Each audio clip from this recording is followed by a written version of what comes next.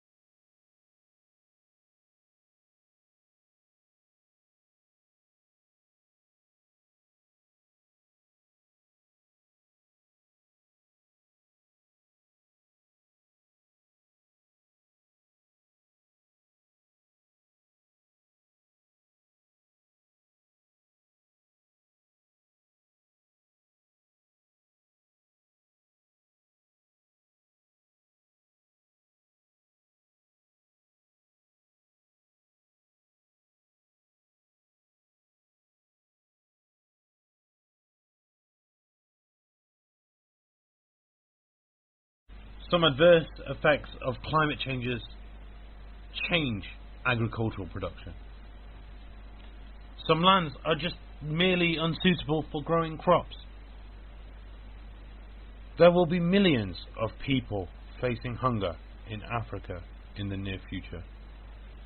Climate change will result in less production and less food.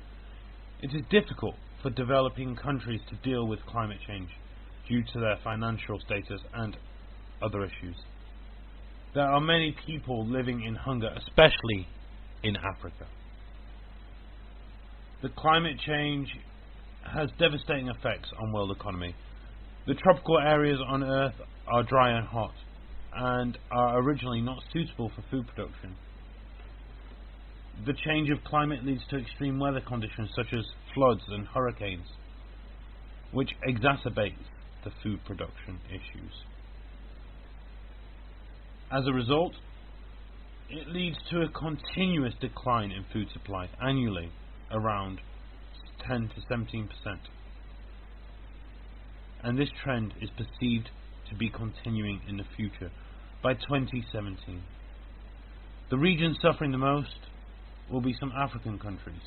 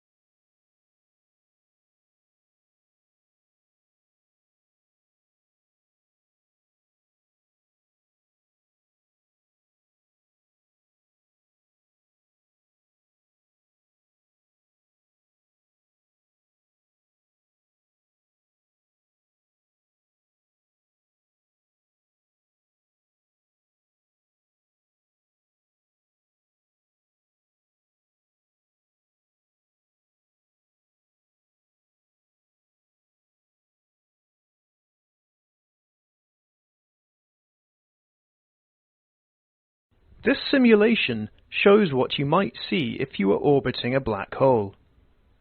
The light and position of background stars around the hole are distorted by its gravity, and they seem to spin around. On the right, the constellation Orion appears to approach the event horizon, the boundary from which nothing can escape. Orion's stars look like they become separated and get spun around. Once the hole has passed by, Orion reappears on the left and looks normal again. Users can also experiment with different scenarios. This is what you might see if you were travelling towards a black hole, with rocket engines slowing your descent. Another simulation mimics freefall into a hole. In the middle, the light of the entire universe appears to be concentrated in a bright ring.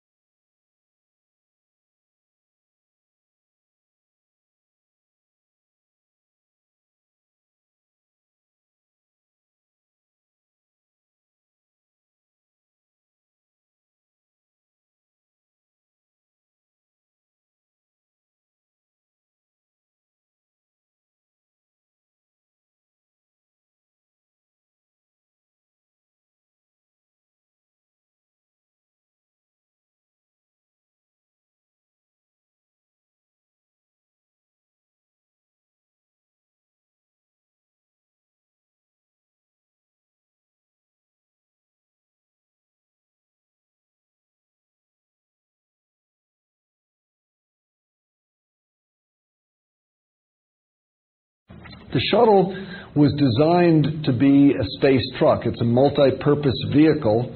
We've done a tremendous number of different things with it. It's the most versatile space vehicle that has ever been built. We've used it to launch satellites. We've used it to repair satellites in orbit and put them back into orbit. We've used it to capture satellites and bring them back to Earth for repair. We've outfitted it with the Space Lab built by our European partners and used it before the era of the space station to do scientific research. We used it as part of our partnership with the Russians, which is still continuing, first as part of the Mir space station, where we actually prolonged the useful life of Mir by several years through logistical supply visits with the shuttle. And now, of course, we're using it to build the new International Space Station, which is a huge international partnership.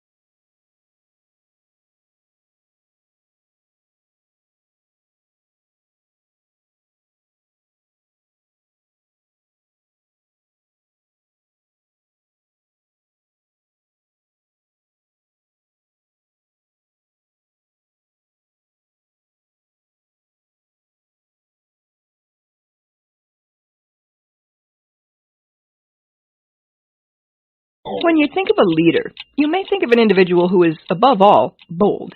But a new study of fish called sticklebacks shows that shy individuals actually prefer to follow fish that are similarly timid. Researchers had trios of sticklebacks with known personalities play follow the leader. The fish were placed in a tank that had some plastic plants at one end and some food hidden at the other. In some of the groups, a bold fish and a shy fish acted as leaders, while another shy fish followed. And in other groups, it was a bold fish that did the following. The researchers recorded whether the follower sallied forth more frequently with the fish that was behaviorally similar or the one that was different. What they found is that shy fish were more likely to emerge from under cover when an equally wary fellow was already out there. Bold follower fish did not seem to care as much which leader they followed. Of course, no matter which fish a stickleback chose to stick with, the bold fish did lead more joint expeditions over the course of the experiment than their more retiring friends. That's because the bold fish initiated more trips, regardless of who might be tailing them. The findings are in the journal Biology Letters. The researchers write that when offered a choice of leaders, sticklebacks prefer to follow individuals whose personality matches their own. But bolder individuals may, nevertheless, be able to impose their leadership, even among shy followers, simply through greater effort. We may soon see if such tendencies also hold true in humans when Americans decide who they'll follow in November, unless, of course, something fishy happens.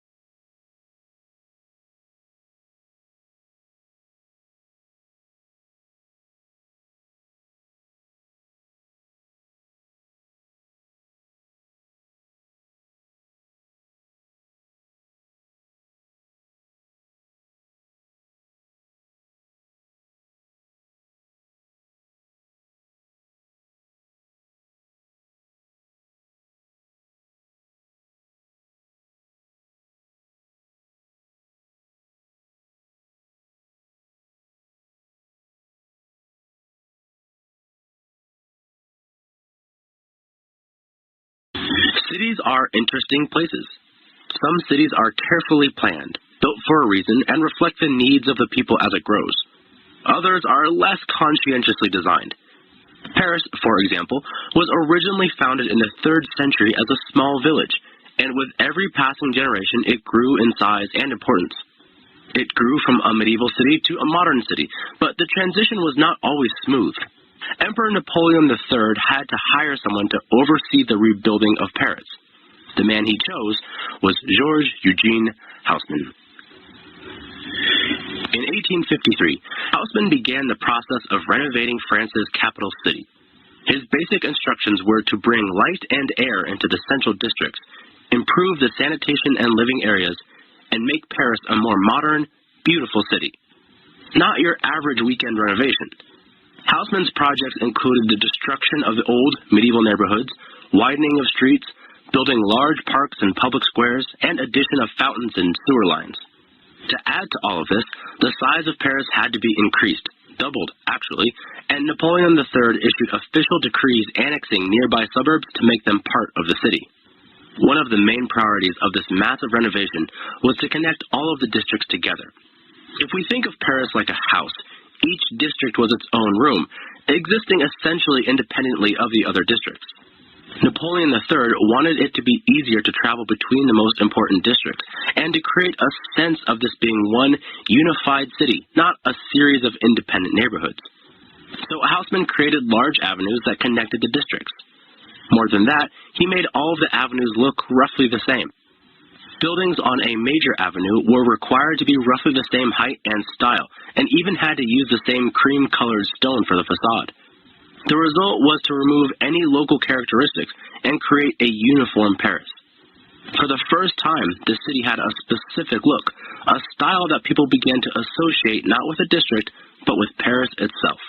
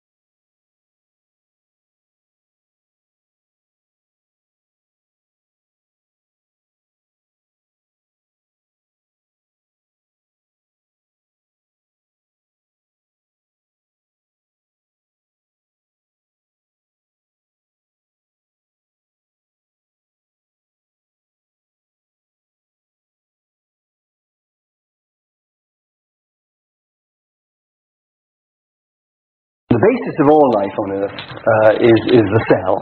All creatures on Earth are made up of cells. I'm not going to dwell on the biology of cells much. It's not that relevant, but I do want to point out a few things. First of all, there are two sorts of cells. There's a thing called the prokaryotic cell, which is fairly simple, and it's the thing that all bacteria are made of. And then we have a eukaryotic cell, a much more complicated beast on the right, which didn't appear until well into the history of the biosphere on Earth. And there are many single-celled eukaryotes, but there are also, and importantly, multicellular organisms, and all of those are based on the eukaryotic cell.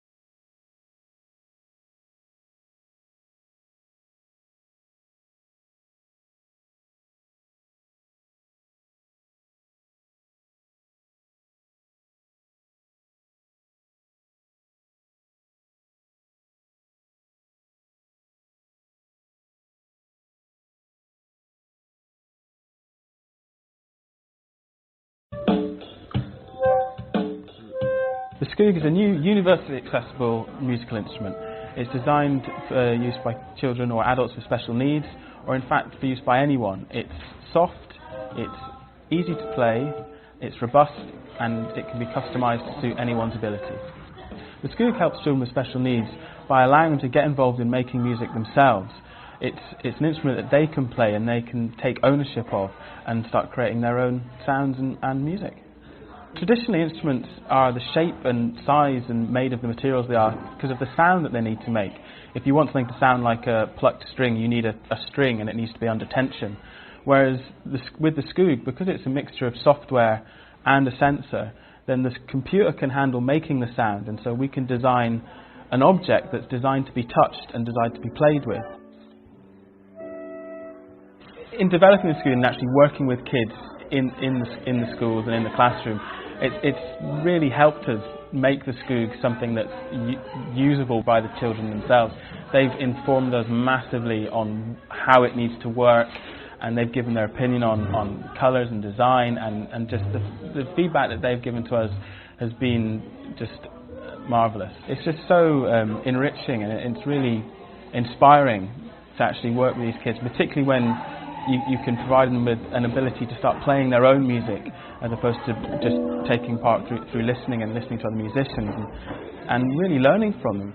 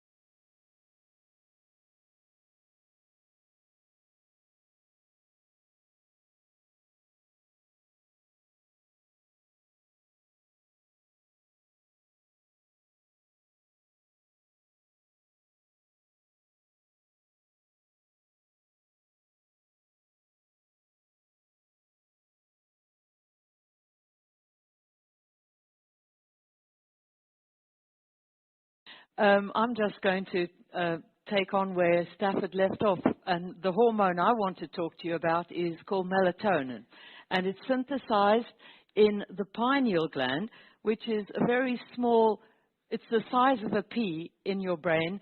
Descartes called it the seat of the soul, and it is where melatonin is made. Is this working? And it has a rhythm as well. And in a sense, it's the opposite of cortisol. It peaks at night. We call it the darkness hormone. In every species that we've studied, melatonin occurs at night. And it's a hormone that prepares you for the things that your species does at night. So, of course, in humans, we sleep. But animals like rodents, they're awake. So it's a hormone that is related to darkness behavior.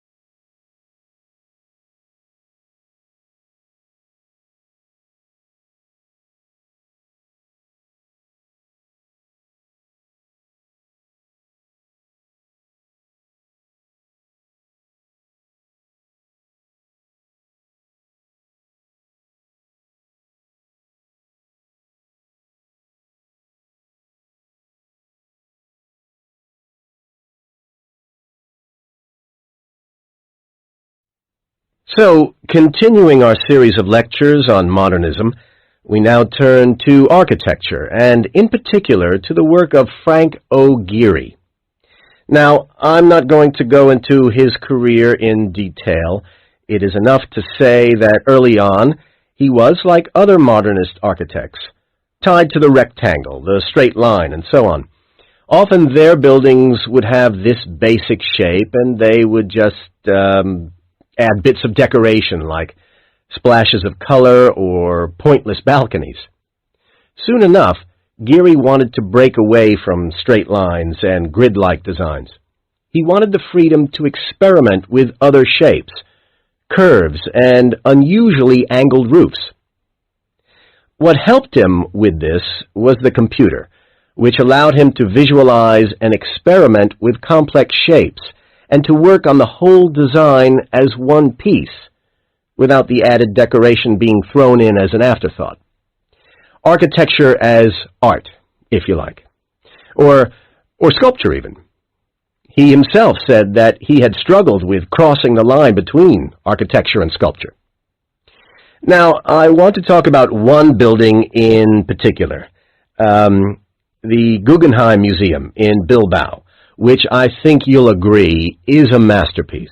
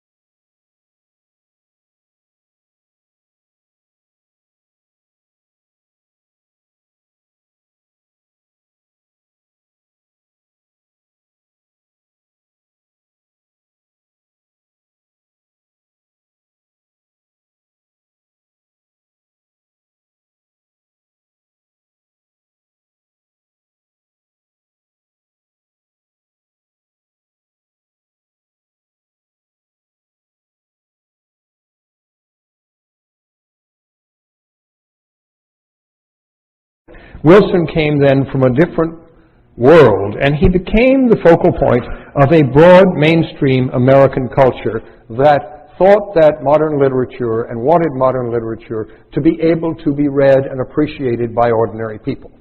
They were not modernists in an abstract sense, and certainly some of them, like T.S. Eliot and Faulkner, were too difficult for some of their writings to be read by ordinary people, but this was a world before the division between the brows or between elite or whatever had established itself as part of our consciousness. Wilson was a major player in the successful effort of his generation to establish at the heart of American life an innovative literature that would equal the great cultures of Europe. And he knew that the great cultures of Europe were there. He was not a product of a narrow American studies kind of training at all. He joined a high artistic standard with an openness to all experience and a belief that literature was as much a part of life for everyone as conversation. He thought that Proust and Joyce and Yeats and Eliot could and should be read by ordinary Americans and helped that to happen. Wilson was a very various man. Over a period of almost 50 years, he was a literary journalist, an investigative reporter, a brilliant memoirist, and dedicated journal keeper.